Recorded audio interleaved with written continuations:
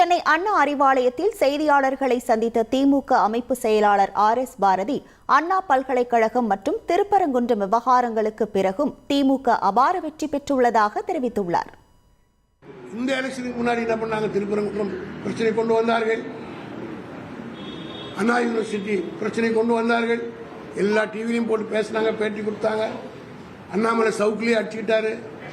இவ்வளவுக்கும் பிறகு 90,000 ஓட்டு வித்தியாசத்தில் திராவிட முன்னேற்ற கழகம் வெற்றி பெற்றது என்றால் இதுதான் மு.க. ஸ்டாலினுக்கு மக்களுக்கு பகுதியில் இருக்கிற செல்வாக்குக்கு எடுத்துக்காட்டு. இதை வரை எடுத்துக்காட்டு தேவையில்லை என்பது எல்லோரும் இந்தியாவில் இருக்கிற எதிர்கட்சி தலைவர் எல்லோரையும் மேடையில் உட்கார வைத்துக் கொண்டு அவர் கெஞ்சினார். இந்த அரசு ஒழிய வேண்டும் என்று சொன்னால் அவர்களுக்கு ஆதரவு 35% 37% தான் ஓட்டு இருக்கிறது. எஞ்சி இருக்கிற 63% எதிர்ப்பு ஓட்டுகள் தான் இருக்கிறது. ஆனால் இந்த எதிர்ப்பு பிரிந்திருக்கிற காரணத்தினால் பாஜக ஆட்சிக்கு வருகிறது. எனவே மனம் திறந்து நாம் அனைவரும் பேசி ஒற்றுமையாக இணைந்து மோடி அரசை ஒழிக்க வேண்டும் என்று தலைவர் வேண்டுகோள் வைத்தார்.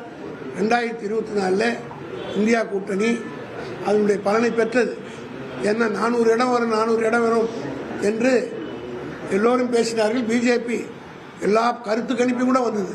ஆனால் இந்த இந்தியா கூட்டணியுடைய ஒட்டுமொத்தமான கருத்து இருந்த காரணத்தினால், ஒற்றுமை நிலவிய காரணத்தினால் ஒரு மைனாரிட்டி அரசு தான் இன்னைக்கு இருக்கு.